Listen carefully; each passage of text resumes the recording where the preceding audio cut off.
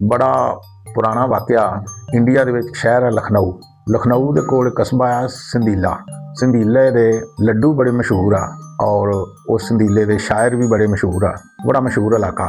एक दफ़ा ऐसा होया कि उत्थे खुश्क साली आ गई, कैद पै गया, बारिश ना होवे, लोग डंगर मरन लग पे, जानवर उस इलाके नूं छड्ड गए, परिंदे उड़ गए, वो फिर वापस ना आए। जगह जगह जिथे देखते सी जानवरां दे पिंजर नज़र आ रहे सी, जानवरां दीयां हड्डियां नज़र आ रही सी।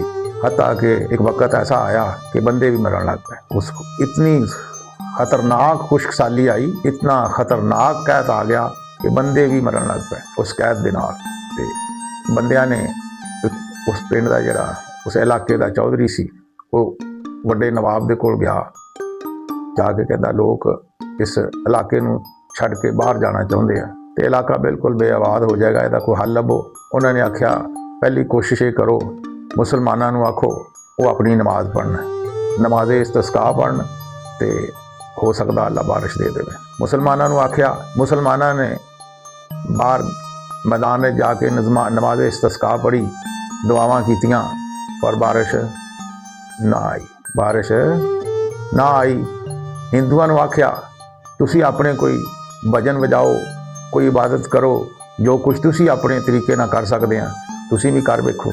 उन्होंने भी अपने सारे तरीके लड़ा लए, पर बारिश ना आई। उत्थे संधीलियां दे विच कुछ तवाइफां रहिंदियां सन, जिन्हां नूं असीं बाज़ारी औरतां कहने।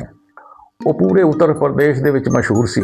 पता नहीं उन्हां दे दिल च की ख्याल आया, वो बाज़ारी औरतां इकट्ठियां होके नवाब साहब दे कोल गईयां, कहंदियां अर्ज़ करदियां कि अगर असीं कोई तरकीब लाइए, शायद साडी भी रब कोई सुन लवे ते तुसी इजाज़त दिओ ते असीं कोई ऐसा हल कढीए इहदा। वो कहंदे कढ लो, असीं तो सारे जोर ला हटे हैं पर बारिश नहीं आ रही।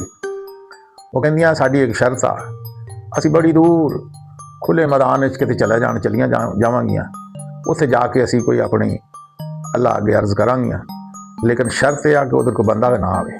नवाब साहब ने शर्त मंजूर कर ली, ठीक आ, उधर कोई बंदा नहीं आउंदा। वो बेचारियां वो बाज़ारी औरतां अपने घर खुले छड्ड के, दरवाजे खुले छड्ड के, सोने जेवरात जो कुछ भी उन्हों का कीमती समान सी, हर चीज़ घर छड्ड के, नीली कन्नी वाले लाचे बन के, धोतियां बन के, वो सारियां जिहड़ियां सी ना उत्थों चलियां गईयां, जाके खुले मैदान में बैठ गईयां। एक चरवाहा सी, उन्होंने नहीं सी पता इस गल का कि इधर नहीं आना। वो दूरों किते कोई अपने जानवर चारदा चराउंदा उन्होंने नहीं पता लगा, किसी दूर ओट दे विच उन्होंने देख रहा सी। उन्हें अखां देखा, हाल बयान किया कि उन्होंने की कीता। उन्होंने सजदे दे विच पै गईयां, अपने अल्लाह अगे अर्ज़ की, या अल्लाह तू सानू इतनियां गंदियां वासी, साडे इतने बुरे अमाल आ, साडा कोई भी अमल चंगा नहीं, इस दे बावजूद भी तू सानू बर्दाश्त किया, इस दे बावजूद तू सानू रिज़्क देना, इस दे बावजूद तू सानू साडा ख्याल रखदा, साडी हर ज़रूरत पूरी करदा, इतनियां बुरियां होने के बावजूद भी तू सानू बर्दाश्त किया। ते साडे गुनाहां दी वजह तो, साडे बुरे होने की वजह तो, साडियां बुराइयां की वजह तो, ये साडी जिहड़ी इस शहर च मौजूदगी है ना, साडी मौजूदगी की वजह तो इन्हां इंसानां उत्ते इतना अजाब आ गया, इतना कहत आ गया कि इंसान भी मरन लग पाया।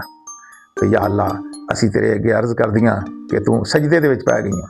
उस चरवाहे ने देखा कि सजदे विच पै गईयां सी, सजदे च पै के उन्होंने अर्ज़ की, या अल्लाह तू गफूरुर रहीम आ, तू बारिश पा दे, इत्थे सब्ज़ा उग पवे, खुशहाली आ जाए, इंसानां नूं खुराक मिलण लग पवे, हर तरह की खुशहाली आ जाए।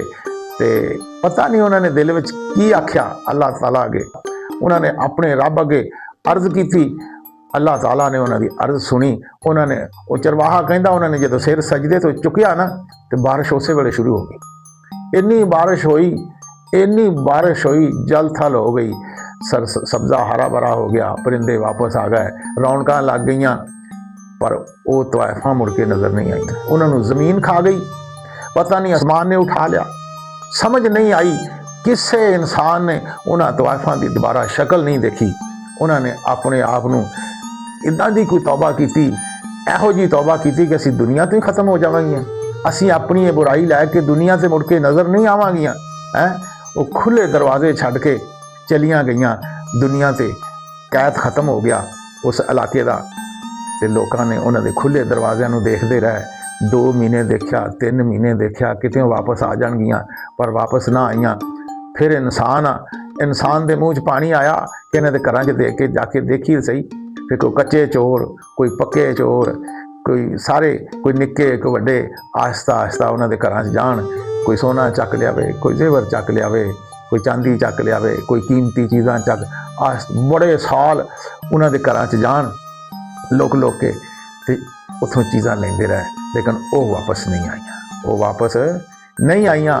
एक अजीब वाकया तुहानूं मैं दसिया कि तोयफा ने अपनी तौबा ऐसी की अल्लाह अगे, ना मुसलमानों की नमाज़े इस्तिस्का ते बारिश आई, ना हिंदुओं की इबादत से बारिश आई।